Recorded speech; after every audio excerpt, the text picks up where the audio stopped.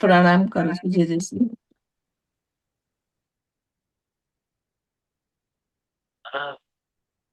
चिंता संतान हंतारो यत्पादाम्बुजरेण श्रेयानान्तान्निजाचार्यान् प्रणमामि मुहुर्मुहुः यदनुग्रहतो जन्तुः सर्वदुःखातिगो भवेत् तमहं सर्वदा वन्दे श्रीमद्वल्लभनन्दनम् अज्ञानतिमिरान्धस्य ज्ञानाञ्जनशलाकया चक्षुरुन्मीलितं येन तस्मै श्रीगुरवे नमः। नमामि हृदये शेषे लीलाक्षिराब्धिशायिनम् लक्ष्मीसहस्रलीलाभिः सेव्यमानं कलानिधिम् चतुर्भिश्च चतुर्भिश्च चतुर्भिश्च त्रिभिः ऊर्ध्वे विराजतेयोऽसौ जये मम।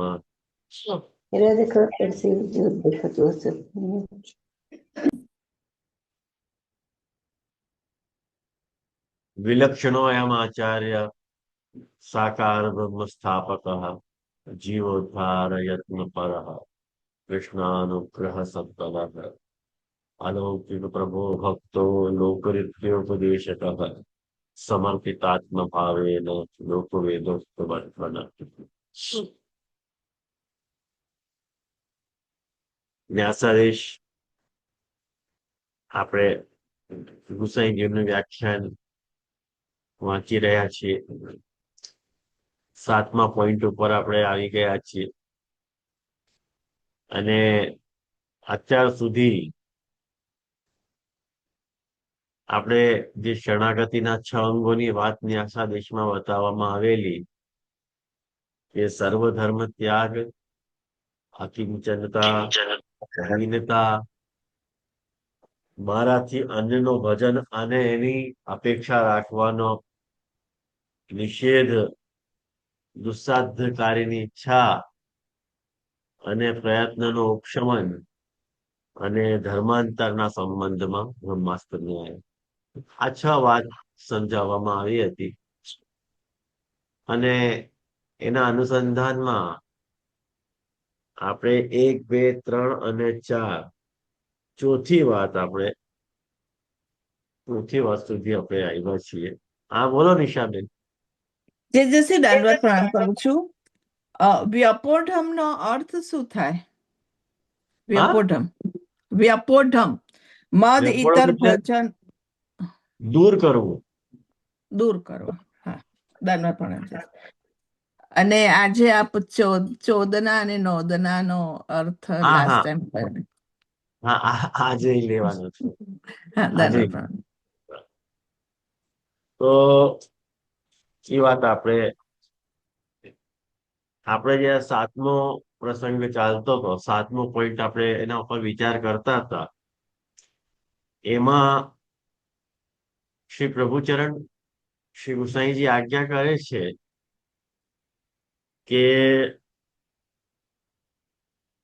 કે જે સંસારથી ભય પામેલો હોય એ પુરુષને ભગવાન મહાત્મ્યનું જ્ઞાન શરણાગતિમાં પ્રતિબંધક નથી, કિંતુ પ્રત્યુત તેનો સાધક ની વાત આવી રહી છે એમાં. તો આવા તાત્પર્યથી કહી રહ્યા છે મદિતર ભજન અપેક્ષણમ વા વ્યપોણમ. મારા સિવાય, એટલે મારાથી કોઈ બીજા, મારા કરતા કોઈ બીજા પાસેથી અપેક્ષા અને બીજાનો ભજન બંનેનો વ્યપોઢમ એટલે દૂર કરી છે. આ શરણાગતિનું અંગ છે. તમે કોઈની શરણાગતિ સ્વીકારવી હોય તો તમારે સૌથી પહેલા આ 2 વાત સ્વીકારવાની રહી. આ શરણાગતિના ચોથા અંગની વાત છે કે જેની આપણે शरणागत થઈ રહ્યા છીએ, जाकि अपन शरणागत हो रहे हैं, वाके अलावा और कोई को भजन और वाके अलावा और कोई सु अपेक्षा रखनी, એ દોનો બાત દૂર કરી, એટલે બંને વાતનો નિષેધ કરવામાં આવ્યો છે, દૂર કરવામાં આવી છે. તો આ શરણાગતિ તો શરણાગતિ કહેવાય, ઇતરે શરણાગતિ નથી, એમાં કઈક લોચો છે. શું આવ્યું ને ધ્યાનમાં? અને ગઈ વખતે આપણી આ વાત પણ આપણે જોઈ હતી કે સ્વશક્ય અર્થે ભગવતી ભાર કિમર્થમ દે, એમ જે શક્ય, જે વાત આપણાથી પોસિબલ હોય, જે આપણે પોતે કરી શકતા હોઈએ, એના લીધે ઠાકોરજીને પરીક્ષણ શા માટે આપવું? ભગવતી ભાર કિમર્થમ દે, ભગવાન ઉપર ભાર શા માટે નાખાવો? આવી આશંકાને દૂર કરવા માટે અહીંયા કહેવામાં આવી રહ્યું છે કે સર્વ ધર્માને પરિત્યજ છે, ભાઈ બધા જ ધર્મોનો ત્યાગ કરીને તું તારા તરફથી કોઈ બનતા ઉપાયોનો પ્રયાસ તું નહીં કર, તું બધું જ મારા ઉપર નાખી દે. તું તારા પ્રયાસો મૂકી અને તારો દાપણ જે છે ને તું તારી પાસે રાખ. તારે કરવાનું શું છે? તારે મારી શરણે આવવાનું. વગડીભાઈ શું આવ્યું ને ધ્યાનમાં? તો સર્વાનનો અર્થ અહીંયા કહી રહ્યા છે કે સર્વાન એટલે બધા ધર્મોનો ત્યાગ કરી દેવો, એટલે ભગવદ અતિરિક્તાન ધર્માન, ભગવાનથી જે અતિરિક્ત ના ધર્મ છે, જે ચોદના લક્ષણ રૂપ છે, તત્ત દેવતાના ભજન રૂપી જે લક્ષણ વાળો ધર્મ છે, એનો ત્યાગ કરવાનો છે. હવે આમાં ચોદના શબ્દથી શું સમજ્યા તમે? ચોદના લક્ષણ એટલે આ વૈદિક શબ્દ છે. સૌથી પહેલા તો લખો, આ વૈદિક શબ્દ છે, અને જે આપણને આ બોધ કરાવે છે કે આપણું કર્તવ્ય શું છે. આપણો કર્તવ્ય શું છે એટલે આ મનુષ્યની બુદ્ધિને દિશા દેખાડે છે. જે આપણા ઇન્દ્રિયોની જે પહોંચ છે એનાથી બહારની વાત છે. જ્યાં સુધી આપણી ઇન્દ્રિયો પહોંચી શકતી હોય, એનાથી બહારની જે દિશા છે, એ દિશાનું જ્ઞાન જે ધર્મ કરાવતો હોય, એને ચોદના લક્ષણ વાળું ધર્મ કહેવાય. અને જે નોંધના છે,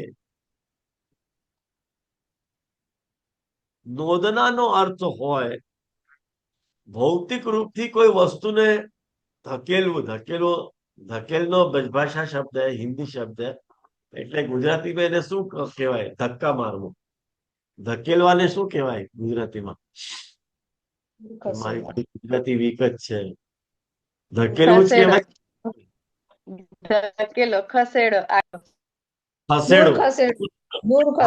ખસેડવું, સોરી. હા, તો એને ખસેડવું જે છે એ નોંધના શબ્દનો અર્થ છે. એટલે ફિઝિકલી કોઈને પુશ કરવું એ નોંધના છે, અને કોઈ વ્યક્તિને કર્તવ્ય માટે પ્રેરિત કરવું એ ચોદના છે. આ ડિફરન્સ તમે સમજ્યા કે નહીં? આ ચોદના લક્ષણ જે છે ને, આ મીમાંસા દર્શનનો અત્યંત મહત્વપૂર્ણ સિદ્ધાંત છે. આનો મુખ્ય અર્થ શું છે? પ્રેરણા અથવા નિર્દેશ, આનો મુખ્ય અર્થ. એટલે જે જૈમિની ઋષિ હતા, જેને મીમાંસાના સૂત્રો બનાવેલા, આ જૈમિની ઋષિ આજ્ઞા કરે છે કે ચોદના લક્ષણો અર્થો ધર્મ, એટલે આનો અર્થ સિમ્પલ ભાષામાં આપણે સમજવું હોય તો કેવી રીતે સમજીએ? આનો શાબ્દિક અર્થ કે કોઈ વ્યક્તિને કોઈ કાર્યમાં પ્રવૃત્ત કરવું, પ્રેરિત કરવું કે આજ્ઞા આપવી, અને આનો દાર્શનિક અર્થ શું હોય? આનો દાર્શનિક અર્થ પણ છે ચોદનાનો. ચોદનાનો દાર્શનિક અર્થ શું છે? ચોદનાનો દાર્શનિક અર્થ એ છે કે વેદોના જે વાક્ય છે, તમે વેદના વચનો કોઈ દિવસ જોયા છે? વેદના વચનોના દર્શન કર્યા છે? આજે ઉપનિષદ છે ને, ઉપનિષદના વાક્યો બધા વેદના જ વચનો છે. તો જે વેદના જે વચનો છે એમાં એમાં વિધિનો ઉપદેશ આવે છે અને નિષેધનો ઉપદેશ આવે છે કે તમારે આ વસ્તુ કરવી જોઈએ અને આ વસ્તુ ના કરવી જોઈએ. તો ચોદના જે છે એ શબ્દ શક્તિ છે જે મનુષ્યને ધર્મના માર્ગ ઉપર ચાલવાની પ્રેરણા આપે છે. હવે ટૂંકમાં સમજી ગયા હશો તમે કે હું શું કહેવા માંગી રહ્યો છું, બરોબર?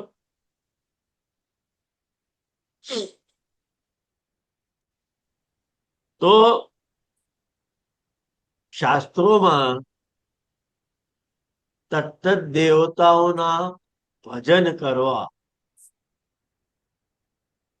એની પ્રેરણા આપવામાં આવી છે કે તમારે ફલાની વસ્તુની કામના હોય તો ફલાના દેવનું ભજન કરવાનું, ફલાના વસ્તુની કામના હોય તો ફલાના દેવની ભજન યજન તમારે કરવાનું, એમનો ભજન તમારે કરવાનું. પણ આ બધા જે વચનો છે એ દેવો માટે છે, દૈવ માટે નથી. ખ્યાલમાં આવ્યું તમને? આપણા પ્રભુ દેવ નથી, દૈવ છે. એટલે જેમાં 10 અર્થો હોય, 10 અર્થો વાળા સ્વરૂપ, 10 સ્વરૂપ બિરાજતા હોય. એટલે દીવ ક્રીડા, વિજિકિષા, મોદ, મદ, સ્વપ્ન, ગતિ, કાંતિ, વ્યવહાર વગેરે વગેરે. આજે તો ટાઈમ નથી કે તમને એ બધા, કોઈ વખત પુસ્તક હોય તો તમને 10 અર્થ સમજાવીશ, કારણ કે આજે એ સમજાવીશ તો પછી વિષયાંતર થઈ જશે. તો આપણા પ્રભુ દેવ નથી, દૈવ છે. એટલે અંતઃકરણ પ્રબોધગ્રંથમાં પણ મહાપ્રભુજી આજ્ઞા કરે છે કે અંતઃકરણ મધવાક્યમ સાવધાન તયા શૃણુ, કૃષ્ણાત પરમ નાસ્તિ દૈવમ. એ દૈવમ શબ્દ વાપરી રહ્યા છે મહાપ્રભુજી, દેવ શબ્દ નથી વાપરી રહ્યા. તો દૈવમ શબ્દનો અર્થ શું હોય? કે જેમાં 10 અર્થો સહિત, દૈવ શબ્દના 10 અર્થ હોય છે. એ 10 અર્થ વાળા પ્રભુ ને આપણે સેવક છીએ. તો એ જે સર્વધર્મના ત્યાગની વાત પ્રભુ અર્જુનને કરી રહ્યા છે, એ કયા ધર્મની, એ કયા ચોદના ધર્મની? જે લક્ષણ અન્ય દેવો માટે વપરાય છે, જે યજન કે જે ભજન અન્ય માટે કરવાનું છે એનો તમારે ત્યાગ કરવાનું છે. કારણ કે જયારે તમે કૃષ્ણની શરણાગત થઈ રહ્યા છો તો ત્યારે કૃષ્ણ સિવાય તમારે અન્ય બધા જ દેવી કે દેવતાઓના ભજનનું તમારે ત્યાગ કરવો જોઈએ. તો તમે શરણાગત, નહીં તો તમે શરણાગત નહીં. ખ્યાલમાં આવ્યું ને? આમાં કઈ પૂછવું હોય તો પૂછી શકો છો, ના પૂછો તો વધારે સારું. જીજી દંડોત પ્રણામ. અચ્છા, ઠીક છે, પૂછી લઈએ. જીજી, દેવદૂતાના સંદર્ભમાં તો શરણાગતિનો કેસ બહુ રેર મળે, પણ લોક વ્યવહારની અંદર આપણે વ્યક્તિઓનો આશ્રય કે લોક વ્યવહારની અંદર જોવા મળતો હોય છે, મેજોરિટી વધારે પોસિબિલિટી એમની ખરી, તો એ પણ એક અન્યાશ્રયનો ભાગ ગણાય કે કેમ? દાખલા તરીકે કે માની લો કે સારા કુળમાં રહીએ છે અથવા સારું ફેમિલી છે, તો આપણે એનું અભિમાન હોય કે ભાઈ મારું બહુ સારું ફેમિલી છે, સારું કુળ છે, તો હું બધું કરી શકવા સમર્થ છું એમ. કે સારી ડિગ્રી હોય XYZ એમ, જે હરિરાયજી સૂક્ષ્મ અન્યશ્રય બતાવે છે જે, તો એ તો મેજોરિટી હરેક જીવની અંદર તો થોડા ઘણા તો રહેવાના જ એમ. તો એ સંદર્ભમાં શું સમજવું? કેમ કે ક્યારેક કાયાથી, ક્યારેક વાચિક, ક્યારેક માનસિક એ ક્યાંય કે અન્યાશ્રયનો ભાવ થોડો ઘણો થઈ જતો જ હોય છે. જે એ બધી બાબતો છે ને ચિરાગ, હા એ બધી નાની મોટી બાબતો છે. એ આટલી ગંભીર, આટલી નાની નાની વાતો ઉપર અન્યાશ્રય ભંગ થઈ જાય એવું નથી. એ તો તમને એવું ભાન થતું હોય કે મારો પરિવાર સારો છે, શ્રેષ્ઠ છે, તો એને અભિમાન થોડી કહેવાય.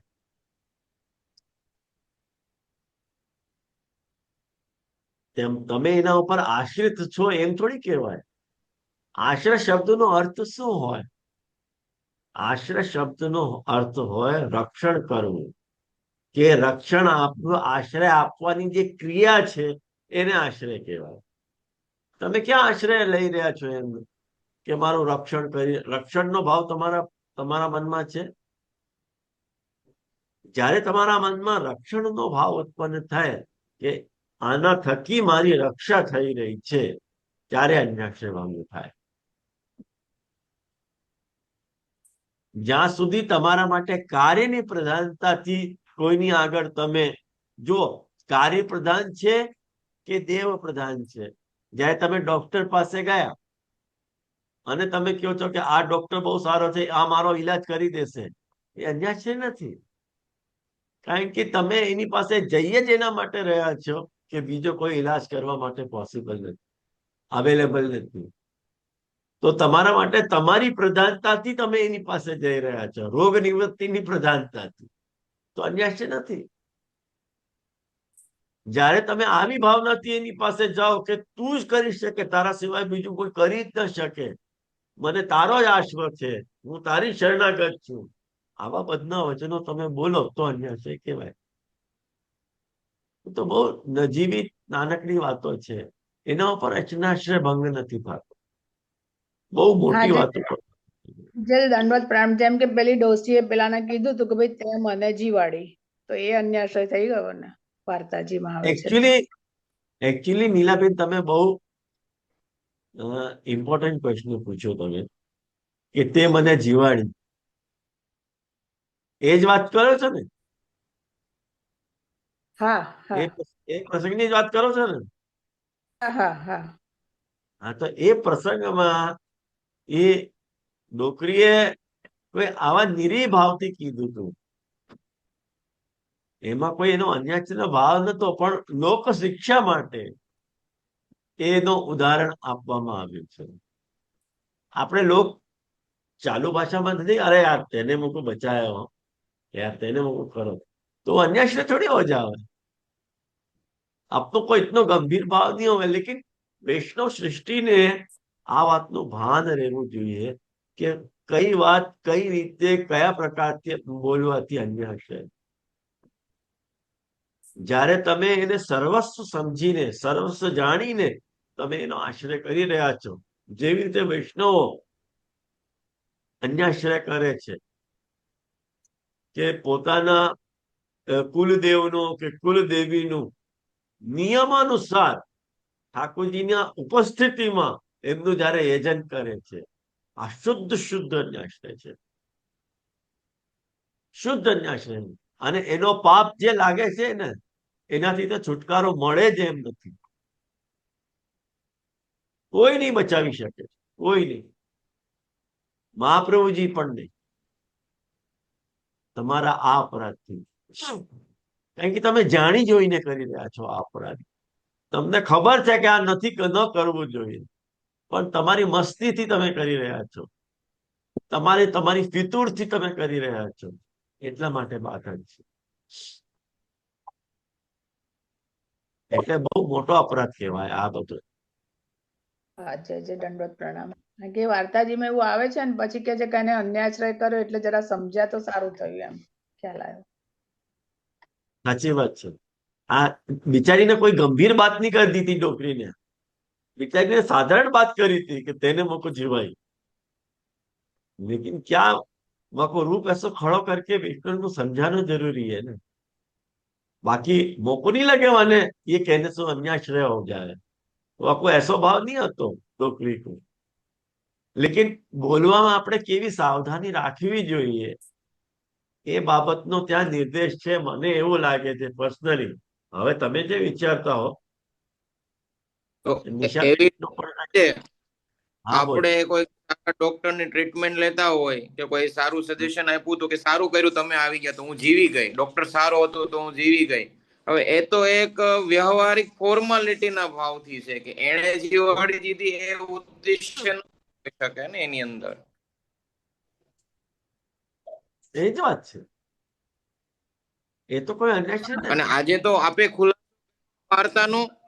વાર્તાનો ખુલાસો કર્યો હોય તો બહુ સારું થયું ને આના કારણે તો લોક વ્યવહારમાં થેન્ક યુ નો ભાવ, કૃતજ્ઞતાનો ભાવ, કોઈ પ્રત્યેની કઈ ભાવના જ મરી ગઈ બધી આપડી. એક માણસાએ જ મરી ગઈ એમ કહીએ ને તો ચાલે. કોઈને થેન્ક યુ ન કહેવાય, કોઈનો ઉપકાર ન મને, કાંઈ ન મને.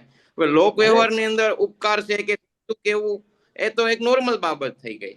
અરે ચિરાગ, એવું હશે ને એક દિવસ પુષ્ટિ માર્ગીઓની બધી હકાલપટ્ટી કરી નાખશે કે બધા પુષ્ટિ માર્ગીઓ નીકળી જાવ અહીંયાથી, નથી જોતા સોસાયટીમાં પુષ્ટિ માર્ગીઓ, આવું કહી દેશે.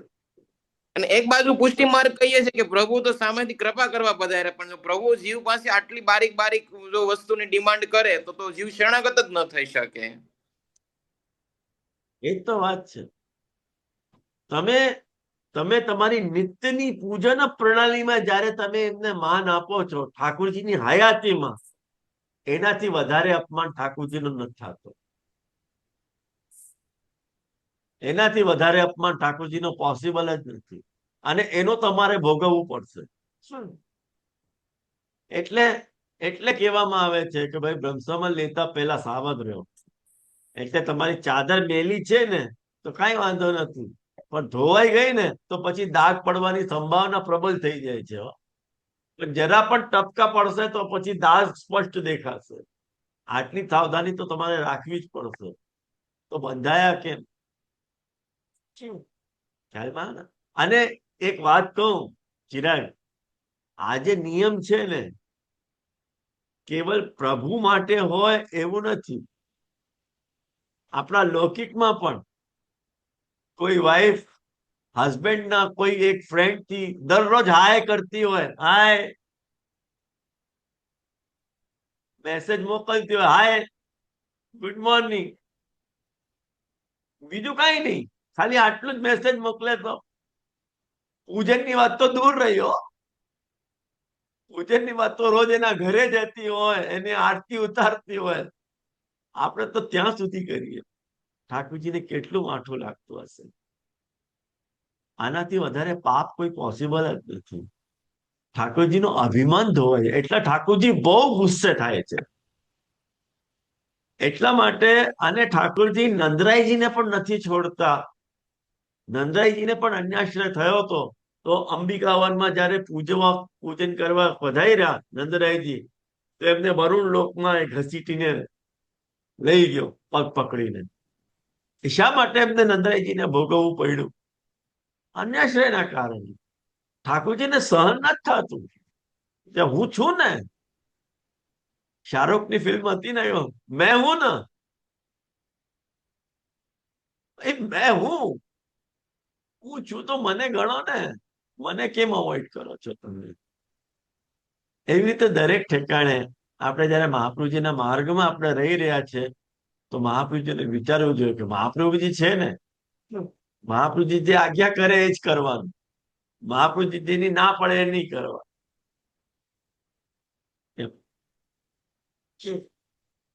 તો હા બોલો નિશાબેન, તમે બાકી રહી ગયા. હા, જય શ્રી પ્રણામ.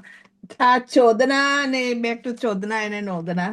તો ચોદનામાં એ રીતે સમજવાનું કે વેદની અંદર જે વિધિ નિષેધ બતાવીને એ દેવતાઓનું એ યજ્ઞ કરવાનું, આઈ મીન પૂજન કરવાનું કે જે કરવાનું કહ્યું છે, પણ એ રીતે ન કરતા ફક્ત ભગવાનને જ દૈવ કરીને ભગવાનની શરણાગતિ સ્વીકારો. એક્ઝેક્ટલી. તો પછી નોંદનામાં બહુ ક્લિયર નથી થયું કે ભૌતિક રૂપથી કોઈ વસ્તુને દૂર કરવી. એ તો અહીંયા અપેક્ષિત જ નથી. એ તો સાથે એક શબ્દ છે એટલે મેં એનો મીનિંગ બતાવી દીધું. અહીંયા નોંધનાનું કઈ રિલેશન છે જ નહીં. હા, રિલેશન અહીંયા રિલેશન નથી, પણ જસ્ટ ક્યુરિયોસિટીથી મેં પૂછ્યું હતું. ના ના, એનો કઈ મતલબ નથી. એ તો ચોદના અને નોંધના સાથે સાથે આવે છે. એટલે મેં અચ્છા બતાવી દીધું કે ભાઈ નોંધનાનો અર્થ શું થાય અને ચોદનાનો અર્થ શું થાય. હા દંડવત બાકી પ્રણામ કોઈ જય અર્થ શ્રી સંબંધ નથી. એટલે ચોદના અન્ય દેવોનું ભજન એવું એવું એવું કહેવાય અન્ય વેદમાં બધા. અન્ય દેવનું ભજન જે છે એ ચોદના છે. હા હા એ ચોદના બરાબર. શબ્દથી સમજવાનો, કારણ કે વિધિથી આવી રહ્યો છે ને. હા અને જયારે વિધિથી આવી રહ્યો તો મહાપ્રભુજી કે ઠાકોરજી ગુસાઈજી આજ્ઞા કરી રહ્યા છે કે એવા બધા જે સર્વ ધર્મ છે ને એનો તું ત્યાગ કરી દે. એવા બધા ધર્મોનો તું ત્યાગ કર. સર્વાન ભગવત અતિરિક્તાન ધર્માન, બધા જે ભગવતના સિવાયના જે ધર્મો છે, જે ચોદના લક્ષણથી કહેવામાં આવ્યા છે, જે તત્ત દેવતા ભજન રૂપ ધર્મો છે એનો ત્યાગ કર. હવે પંક્તિ લાગી કે નહીં? કે હવે હજી ન લાગી? ના બરાબર છે. લૌકિકાપેક્ષા ત્યાગ પરિશબ્દાર્થ. સર્વધર્માન પરિત્યજ્ય. હવે એક વાત સમજો, પરિત્યજ્ય નો અર્થ જે છે એમાં પરિ ઉપસર્ગ લગાવ્યું છે. પરિનો અર્થ શું થાય? આમ શાબ્દિક રીતે પરિશબ્દનો અર્થ હોય બધી રીતે.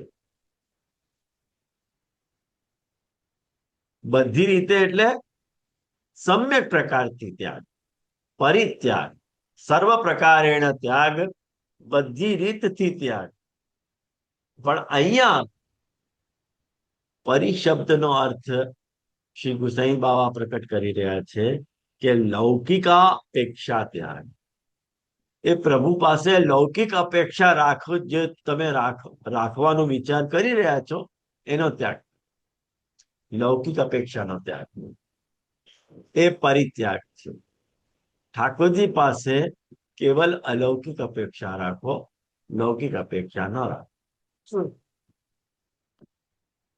આ તો સ્પષ્ટ છે, એમાં તો કઈ કહેવા જેવું જ નથી. તથા ચ, જેમ કે મદ ઇતરશ્ચ ભજનંચ અપેક્ષણંચ તેષામ સમાહારસ તથા. જેવો ત્રણ વસ્તુ આવી રહી છે, ગુસાઈજી બાવા બતાવી રહ્યા છે કે મદ ઇતરશ્ચ, મારા સિવાય કોઈ બીજાનો ત્યાગ. નંબર 1 મદ ઇતરશ્ચ. બીજું શું આવી રહ્યો છે? ભજનંચ, મારા સિવાય કોઈ બીજાનો ભજનનો ત્યાગ. પોઈન્ટ નંબર 3 અપેક્ષણંચ, મારા સિવાય કોઈ બીજા પાસેથી કોઈ અપેક્ષા રાખવાનો ત્યાગ. ત્રણ વસ્તુનો ત્યાગ બતાવી રહ્યા છે.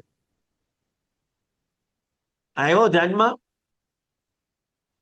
ઠાકોરજી સિવાય કોઈ બીજાનો ત્યાગ, ઠાકોરજી સિવાય કોઈ બીજાના ભજનનો ત્યાગ, ઠાકોરજી સિવાય બીજા કોઈની પાસેથી કોઈ પણ પ્રકારની અપેક્ષાનો ત્યાગ. ઓકે.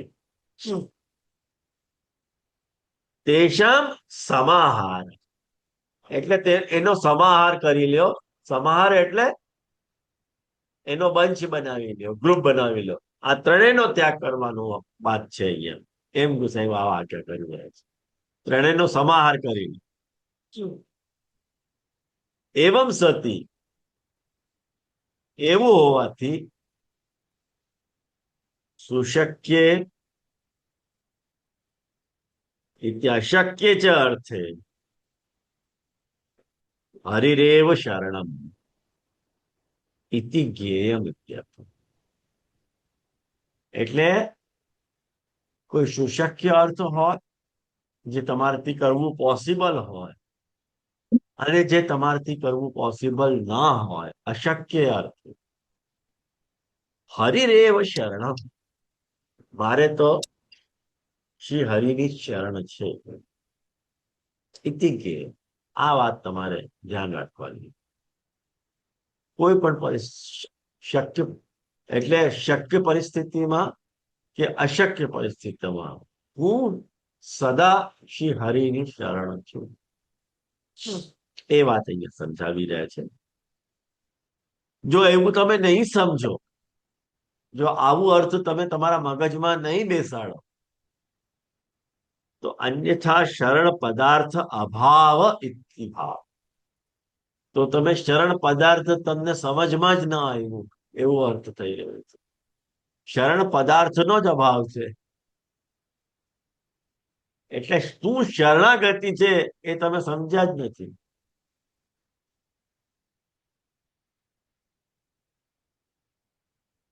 આ તો એવું થઈ જશે ને કે કોઈ વાઈફ હસબન્ડ ને કહે કે તમારા મિત્રના ઘરે જવું મને બહુ ગમે છે, દરરોજ અલાઉ ન કરો તો વીકમાં 4-5 દિવસ તો અલાઉ કરો, 2-3 વખત તો અલાઉ કરો. એવું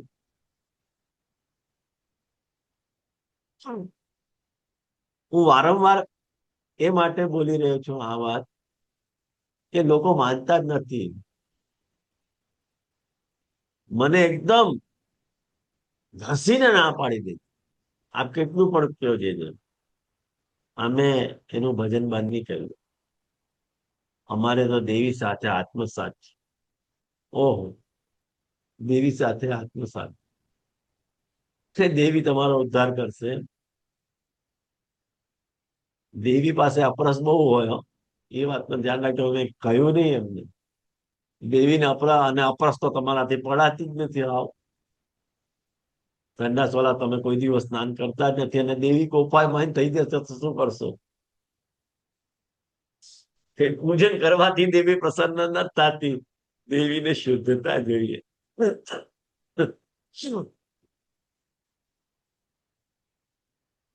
યદ્વા અથવા બીજો અર્થ કરી રહ્યા છે, અહંચ ઇતરશ્ચ મદિતરો તયોઃ યથાક્રમ ભજનમ અપેક્ષણમ ચ.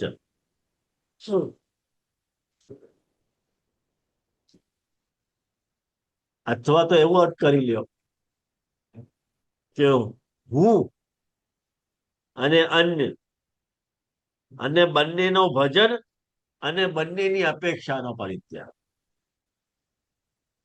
તયોઃ યથાકૃતમ ભજનમ અપેક્ષણં ચ. બે વસ્તુ છે, હું અને અન્ય, એનો ભજન અને એની અપેક્ષા. જુઓ, દ્વિવચન છે. અહમ ચ ઇતરશ્ચ મદ ઇતરૌ. મદ અને ઇતરૌ, હું અને બીજા. તયો, આ બંનેમાં યથાક્રમ ભજનમ અપેક્ષણ ચ. બંનેનું ભજન અને બંને પાસેની અપેક્ષા રાખી. બંને जी जी जी जी हाँ, दंडोत प्रणाम। इस थोड़ा सा ये लास्ट वाला जो दूसरा अर्थ है उसको हिंदी में बता दीजिए, हूँ अन्य अन्य उसको। यद्वा શું कह रहे हैं? मैं हाँ और अन्य, अहम इतरश्च, और मद इतरौ तयो, मतलब मैं और अन्य सब, मेरे अलावा जितने भी हैं वो, उन दोनों को यथाक्रम, जैसे क्रम हो है, भजन को भी त्याग करो और अपेक्षा को भी त्याग करो. भजनम अपेक्षणं च, ऐसे जी क्या? जी जी जी दंडवत प्रणाम। हाँ दंडोत प्रणाम। हाँ, जी बोलो जी बोलो. मद इतर का कंप्लीट अर्थ क्या होगा? મદ ઇતર એટલે મારાથી બીજા. अच्छा, મારાથી બીજા કોઈ હોય ને એને મદ ઇતર મારા હોય. સિવાય બીજા કોઈનો. મારા સિવાય કોઈ બીજા. ઓકે. શરણ માર્ગે આમ જોવા જઈએ ને તો શરણ માર્ગમાં ભગવદ ભજનસ્ય અનપેક્ષણાત તથાત્મ. જોવા જઈએ તો શરણ માર્ગમાં ભજનની આવશ્યકતા જ નથી. ભક્તિ માર્ગમાં ભજનની આવશ્યકતા છે, શરણ માર્ગમાં ભજનની આવશ્યકતા ક્યાં છે? ત્યારે તમે શરણાગતિ રાખી રહ્યા છો તો તમારે શરણાગતિ જ રાખવાની છે. ભગવદ ભજનસ્ય અનપેક્ષણાત, એની અનપેક્ષા હોવાથી તથાત્વ. તથાત્વ એટલે સમજાતો શરણાગતિમાં ભજનની અપેક્ષા નથી, એ થોડું. હા, કહું એના ઉપર જ આવી રહ્યું. જયારે શરણાગતિ એવી વસ્તુ છે, શરણાગતિ શા માટે સ્વીકારે છે? એક વાત સમજ છે. કર્મ, જ્ઞાન અને ભક્તિ 3 ઉપાય છે ઠાકોરજીની ભગવત પ્રાપ્તિના. તો કર્મમાં પણ તારે કઈ ના કઈક તો કરવું જ પડે. જ્ઞાનમાં તારે જ્ઞાન માર્ગી સાધના કરવી પડે. ભક્તિ માર્ગમાં તારે ભક્તિ માર્ગી આચારનું પાલન કરવું પડે. પણ શરણાગતિ એક એવો માર્ગ છે જેમાં તારે કંઈક કરવાનું આવતું નથી, તારે શરણાગતિ રાખવાની હોય છે. મારે કંઈ કરવાનું નથી એમ. જેવી રીતે આને માર્જારી સુત ન્યાય કહેવાય. માર્જારી સુત ન્યાય, માર્જારી એટલે બિલાડી. બિલાડીનો જે બચ્ચું હોય એટલે બિલાડી એના બચ્ચાને મોઢામાં રાખીને એને જ્યાં જવું હોય ત્યાં જતી હોય. એ સાધન શું કરે છે? બિલાડીનું બચ્ચું કઈ નથી કરવું. પણ જે બંદરનો, મરકટનો એટલે બંદરનો જે બચ્ચો હોય એને પોતાની બાને પકડીને રાખવાનું હોય, એ સાધન એના પાર્ટમાં આવે છે. પણ બિલાડીના બચ્ચામાં આ વાત નથી આવતી. એને તો દાંતમાં ફસાવીને બિલાડી એને જ્યાં લઈ જવું હોય ત્યાં સુરક્ષિત સ્થાન ઉપર મૂકી આવે છે. પણ એવા સ્ટાઇલથી એ પકડે છે કે એના દાંત એના બચ્ચાને લાગે પણ નહીં અને સુરક્ષિત એને મૂકી પણ. તો એ વાતથી આપણે અહીંયા કહેવામાં આવી રહ્યું છે કે ભજનની અપેક્ષા નથી શરણાગતિમાં, પણ તમારે કમિટેડ રહેવું પડે કે હું એની શરણાગત છું, બસ એમ. જે કેવલ તમે મહાત્મ્યનો શ્રવણ કરીને એમાં કઈ સાધન ન કરવું પડે એવું નથી. તમારે જે કઈ પણ ભજન વગેરે કરવું હોય એ પ્રકાર ચાલે. તમારે સત્સંગ વગેરે એ કરી શકો, તમે ગુણગાન કરી શકો, શ્રવણ કરી શકો, કીર્તન કરી શકો. પણ જ્યાં સુધી ભજનનો પ્રકાર, જે સેવનનો પ્રકાર છે, એ એમાં આવતો નથી.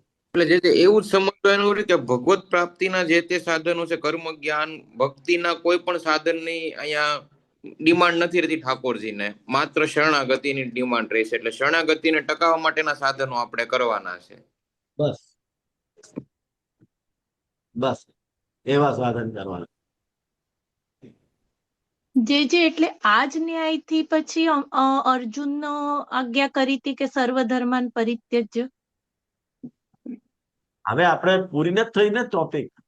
ના, ટોપિક નથી થયો, પણ એટલે મને હા, ક્યુરિયોસિટી ના એમાં એક ક્વેશ્ચન આવ્યો કે શરણાગત તું બસ મારા શરણે આવી જા, બાકી તારે કઈ કરવાની જરૂરત નથી. આવશે. ઇમેચ્યોર પ્રશ્ન છે હજી. હા, ઓકે.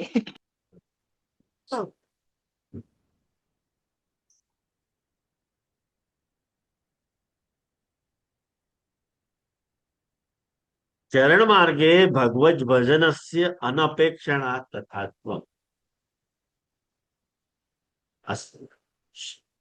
શરણ માર્ગમાં ભગવદ ભજનની અનપેક્ષા હોવાથી તેવી રીતે કહેવામાં આવ્યું છે. કેવી રીતે? શું કહેવામાં આવ્યું છે? મારા સિવાય કોઈ બીજાની પાસેની અપેક્ષા અને મારા સિવાય કોઈ બીજાનો ભજનનો વિષય, વ્યાપોળો, કાંઈ ન. અસ્મિન પક્ષે આપણા પક્ષમાં વિચારવા જઈએ તો ગુસાઈ બાવા આજ્ઞા કરે છે કે સર્વધર્મ પદેન ભગવત ધર્મ આપી ઉચ્યંતે.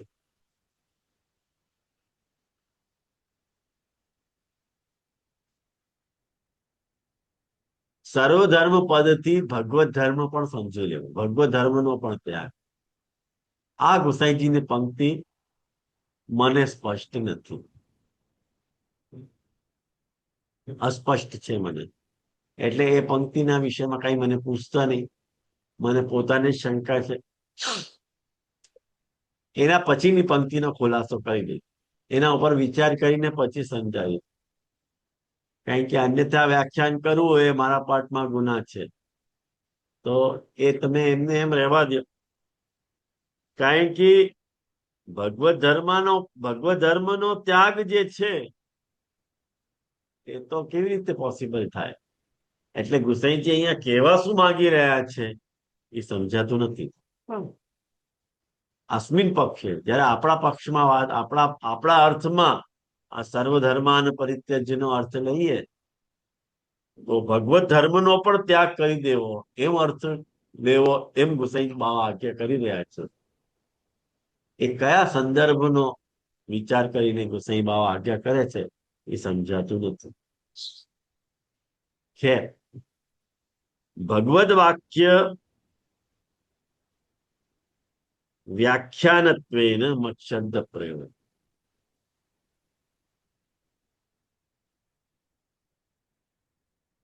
તદિતિવ.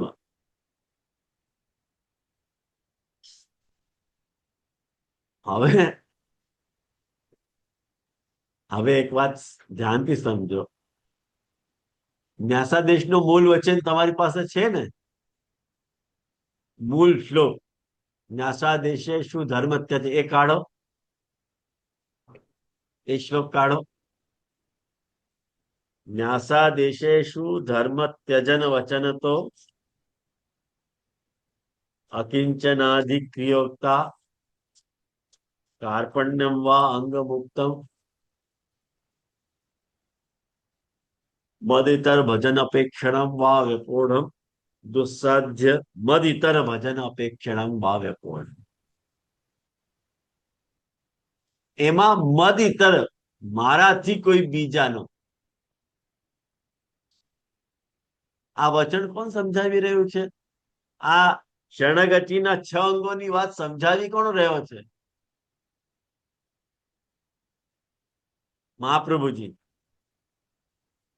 બરોબર? તો જે કહેનાર છે,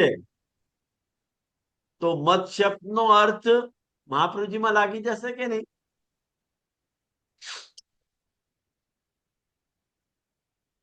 કહેનારમાં યોજાશે કે નહીં? મદિતર એટલે મહાપ્રભુજીના સિવાય, એમ અર્થ થઈ જશે. કોઈ એવો અર્થ ન કાઢી લે.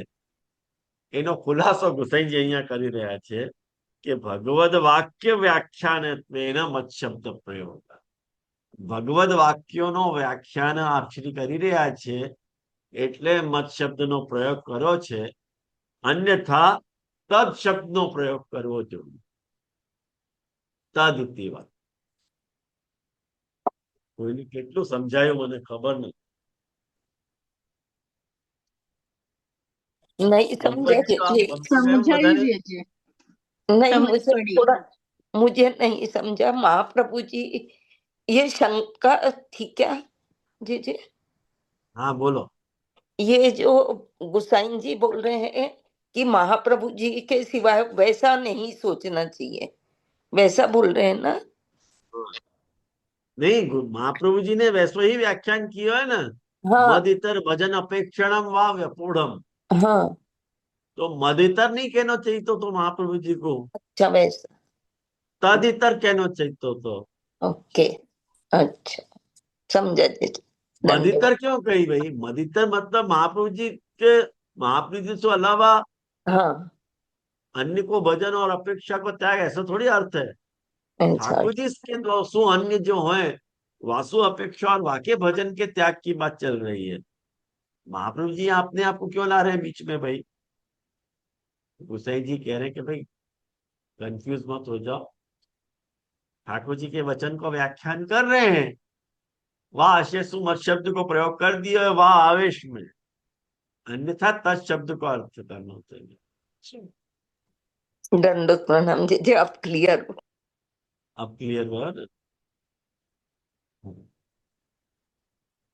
आप लोगों के अनुवाद में है ये बात? अनुवाद में अनुवाद लिखी है हुई ही है ये बात? अनुवाद वाला है ही नहीं जी। आप लोगों के पास नहीं है अनुवाद? नहीं, नहीं, बहुत सारे इनके पास अनुवाद है यहाँ पे। वो गुजराती का होगा तो मेरे पास हाँ, नहीं गुजराती वाले ही कह रहा हूँ मैं। है। हाँ, नहीं बहुत सारे लोग अनुवाद लेके भी बैठे हुए हैं साथ में। नहीं जे पर आप अभी संस्कृत से समझाते हो ना तो वो अच्छे से समझ में आता है। बहुत बढ़िया, थैंक्स रेखा बेन, बहुत राखी बेन। बहुत સુંદર સમજાવો છો જે એક એક શબ્દ અલગ કરીને લો છો ને સંસ્કૃતનું, એટલે હવે हाँ, સંસ્કૃત સમજવા લાગે છે ધીમે ધીમે. अरे वाह, थैंक्स अ लॉट। तो જે તમે થેન્ક યુ નહીં કહો, અમે તમને થેન્ક યુ કહીએ છીએ. એ અમારા સદભાગ્ય છે કે તમે ગુરુ રૂપે મળ્યા છો. हाँ, तो હવે આજે 8મો આપણે પ્રારંભ કરી દઈએ। 8મો વચન હજી છે આપણે પાસે, 10 મિનિટ તો છે હજી આપણે પાસે, થોડી ઘણી પંક્તિ તો થઈ જ જશે। નनु પાપ અભાવાર્થમેવ શરણાગતિ કથનમ ચેત તદા પ્રાયશ્ચિત્તાદિના એવ તત્સંભવે પુરુષાર્થ રૂપ શરણગમન ઉપદેશો અયુક્ત इति अरुच्या तात्पर्यांतरम दुस्साधिच्छा उद्यमो। હવે શંકા ઉઠાવી રહ્યા છે નનુ, ઠાकुरजीના શું વચનો છે? મૂળ શ્લોક યાદ કરો, સર્વધર્માન પરિત્યજ્ય મામેકમ શરણમ વ્રજમ અહમ ત્વા સર્વ પાપેભ્યો મોક્ષયિષ્યામિ, હું તને બધા જ પાપોથી છોડાવીશ, એમ કે છે ને ઠાકોરજી। તો શંકા કરનાર કોઈ વ્યક્તિ એમ કે છે કે જો પાપના નાશ માટે કે પાપના અભાવ માટે જો ઠાકોરજી શરણાગતિ કરવાનું કહેતા હોય, આજ્ઞા કરતા હોય, તો આ ઠાકોરજીની વાત ખોટી વાત છે ભાઈ। કેમ? એટલા માટે કે તો પ્રાયશ્ચિત આદિ કરવાથી પણ તો પાપ મટી શકે છે, એમાં વ્યર્થમાં શરણાગતિ શા માટે કરીએ? પ્રાયશ્ચિત છે કે નહીં? પ્રાયશ્ચિત કરી લેવું, અને પછી જો પાપ થઈ જાય તમારાથી તો પ્રાયશ્ચિત કરી લેવું અને તમારે પાપથી નિવૃત્તિ થઈ જશે, એમાં વ્યર્થમાં શરણાગતિ શા માટે સ્વીકારવાની? તો તદા પ્રાયશ્ચિત્તાદિનેવ તત્સંભવે, પ્રાયશ્ચિત્તાદિથી પણ ઈ સંભવ છે। ઈ સંભવ છે એટલે પાપનો નાશ કે પાપનો અભાવ, ઈ સંભવ છે। ત્યારે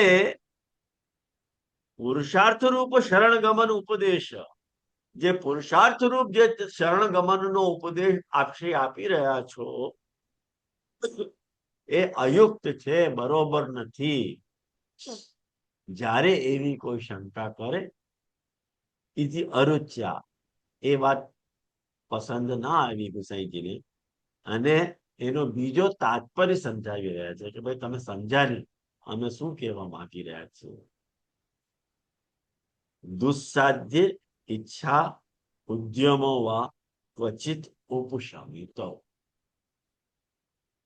એટલે ઠાકોરજી જે છે આપણી જે દુસ્સાધ્ય ઈચ્છાઓ છે, અને એ દુસ્સાધ્ય ઈચ્છાઓને પૂરી કરવાના આપણા જે કાંઈ પણ પ્રયાસો છે, ઉદ્યમ, બધાનો ઠાકોરજી ઉપશમન કરી દે, સ્ટોપ। આવ્યું સમજમાં? ઇતિ એ વાત આવી રીતે કનેક્ટેડ છે. આ આમ તો આ જે સર્વ અહીંયા પાપે અપુરુષાર્થ રૂપ કેમ કીધું છે હે? અને એનો મતલબ શું અપુરુષાર્થો રૂપ? અપુરુષાર્થ નથી કીધું. તત્સંભવે અપુરુષાર્થ રૂપ શરણગમનોપદેશો. ક્યાં આવી રહ્યું છે? છે ને જે નનુ પાપા ભાવાર્થ મેં એના નીચેની લાઈનમાં તત્સંભવે. તત્સંભવે પુરુષાર્થ રૂપ શરણ ગમન ઉપદેશો. આઈડિયાની આ પીડીએફ માં હતો તો મારી પ્રિન્ટમાં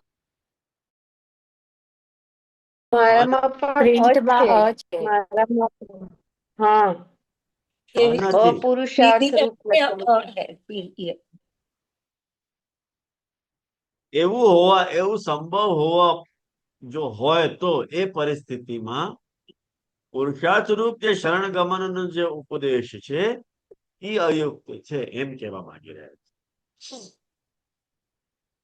जी તો જેમ मेरे કે मेरे અમે पास delete पिता विराज उसमें पुरुषार्थ रूपा ही कहो है।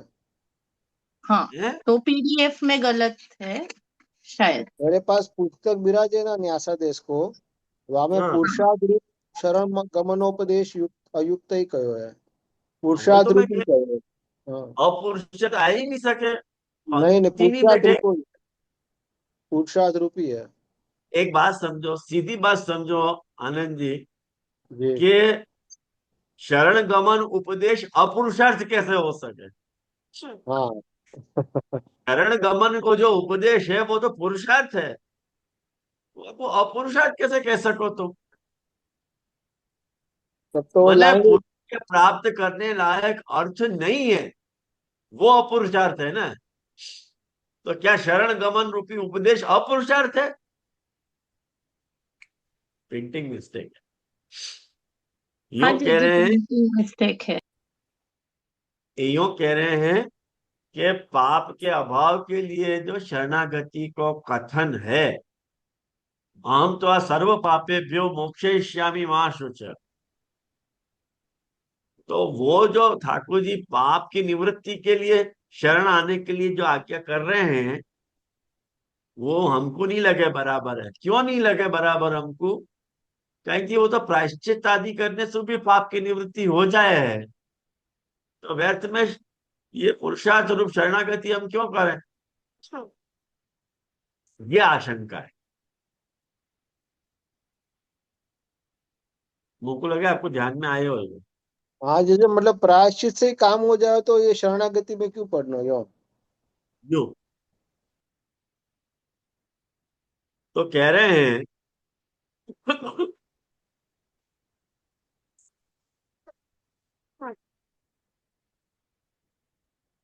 भगवद अंगीकार अनंतरम, भगवान के अंगीकार करने के बाद पाप संभावनैव न, पाप की संभावना ही नहीं,